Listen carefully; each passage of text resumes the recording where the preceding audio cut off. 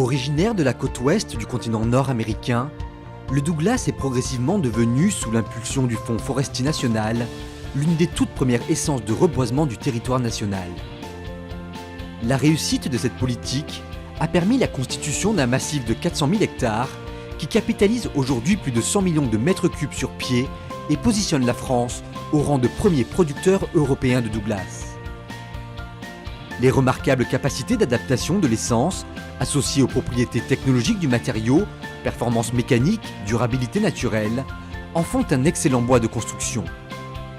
Le Douglas constitue aujourd'hui une promesse pour le développement économique des territoires où il est implanté et au-delà pour l'ensemble de la filière bois nationale. Retour sur cette formidable percée du Douglas.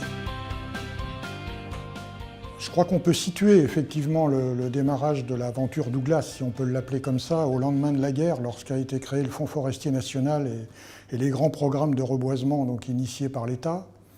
Le Douglas, effectivement, s'est peu à peu imposé, notamment dans les régions de moyenne montagne du centre de la France, comme une essence de reboisement particulièrement bien adaptée. Et cette ressource, donc, progressivement est arrivée en production à la fin des années 80, début des années 90, au moment justement où l'association a été créée pour référencer cette essence dans le cadre normatif. L'association France Douglas a été créée en novembre 1993 à l'initiative d'un noyau de professionnels de la forêt privée et du sillage, convaincus de l'intérêt d'œuvrer ensemble à la promotion de l'essence. C'est une aventure humaine, bien sûr, ce sont des amis qui m'ont appelé ou qui m'ont intéressé à cette essence. Il faut citer le colonel Fogdet, bien sûr, historique, Jean-Louis Ferron, un ancien de notre maison, Jean Dechamps, et puis tout un tas de sieurs, d'acteurs professionnels qui m'ont appris, moi, le Douglas et qui nous ont aidés, puisque FCBA a accompagné l'association pendant toute son existence. Au cours de ses premières années d'existence, France Douglas s'est attachée à faire référencer le Douglas dans le cadre normatif en fonction de ses spécificités propres. Un autre événement va accélérer la reconnaissance du Douglas. Et un événement que l'on ne peut pas occulter est la tempête de décembre 1999, qui a détruit probablement 20 à 30 000 hectares de Douglas en France et qui a bien entendu nécessité des mesures d'urgence pour utiliser cette ressource. Et finalement, la tempête a constitué une opportunité puisqu'elle a hâté incontestablement la transformation du Douglas par les sieurs français qui se l'ont approprié à ce moment-là et qui l'ont fait connaître sur le marché français. Face à l'importance de la ressource ainsi mise sur le marché, conjuguée à la mise en place d'actions de communication ciblées, telles les premières assises nationales du Douglas, organisées par France Douglas en 2004, de nouveaux acteurs vont émerger. L'élément déclencheur a été, pour le volume en tout cas, la tempête de 99-2000, puisqu'avant on produisait peu de Douglas, on avait déjà commencé. Et ça a été l'élément déclencheur dans le sens où des volumes importants sont venus sur le marché et qu'il a fallu utiliser et dont on a commencé à développer l'utilisation sur le marché français, mais surtout à l'exportation à l'époque. La montée en puissance générée par la tempête n'est toutefois que l'amorce d'une dynamique qui devrait conduire la production de Douglas au-delà de 2 millions de mètres cubes de sillage par an à échéance de 2030-2040. La traduction de ce potentiel supposait toutefois un effort supplémentaire de qualification de l'offre en vue d'élargir de nouveaux marchés. Dans le domaine des études et recherches, nous avons travaillé, et ça c'est dans les années 80, à qualifier le Douglas, c'est-à-dire d'indiquer quelles sont ses performances mécaniques. Ceci s'est fait avec des milliers de pièces qui ont été essayées et qui ont permis de dire oui, le Douglas est une essence intéressante et qui a de la résistance mécanique intéressante. Et nous travaillons là aussi dans les études et recherches aussi sur l'amont, puisque le Douglas est l'une de nos 4 essences cibles. Nous sommes, je l'ai dit, sur la forêt de production. Et donc nous travaillons pour qu'il y ait des variétés de Douglas sans cesse plus performantes, puisque le Douglas est la première essence de reboisement française.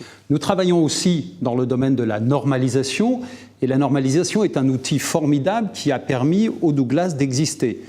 Il a été introduit dans ce qu'on appelle la norme NFB 52001 alors qu'il n'existait pas. À partir du moment où l'essence a été qualifiée scientifiquement, à partir du moment où elle existait dans les documents officiels, la construction qui est toujours frileuse, on parle de la construction traditionnelle. Et vous savez que le traditionnel, vu par beaucoup de gens, c'est pas le bois.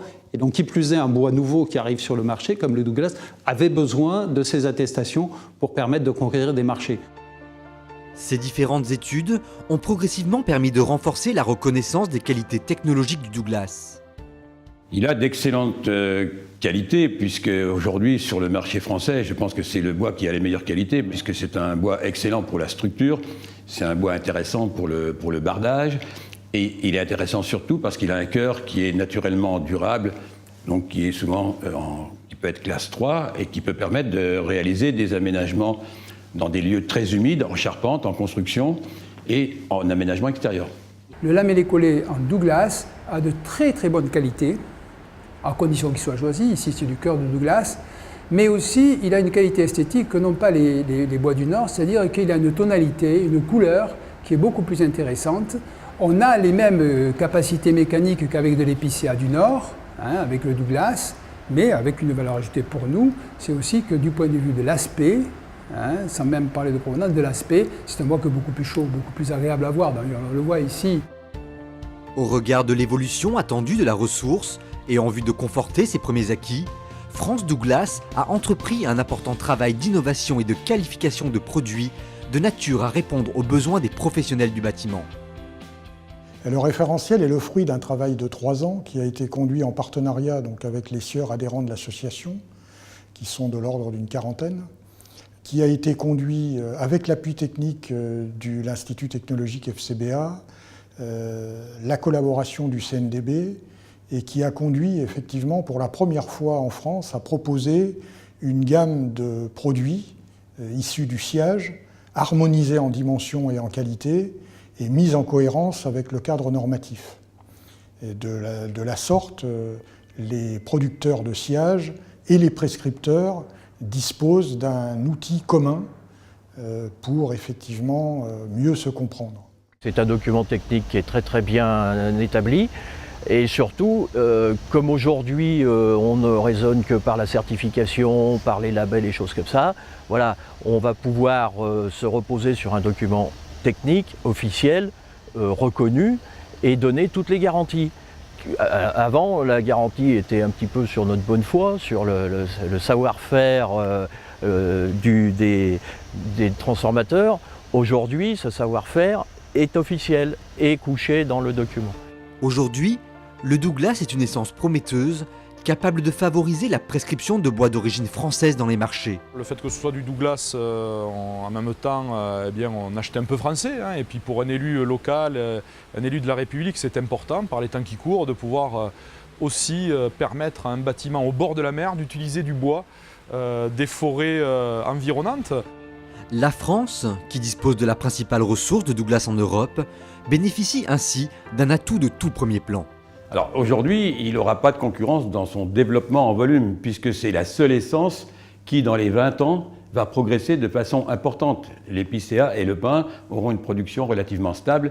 Le Douglas est le seul qui va vraiment se développer, je dirais presque doubler de production. Donc c'est vraiment l'essence d'avenir pour l'utilisation en France. Le Douglas est aujourd'hui majoritairement en France, on en a un petit peu en Allemagne. Et c'est vrai qu'on aura une capacité dans les années qui viennent à exporter si on le fait connaître. Donc là aussi, il y aura sans doute un travail à faire de la part de France Douglas, mais aussi à l'export, pour faire connaître dans les pays avoisinants, l'Italie, l'Angleterre, l'Espagne, l'essence Douglas, qui aujourd'hui est peu utilisée dans ces pays-là, mais pourrait l'être de façon importante, parce qu'eux, de toute façon, n'en produisent pas.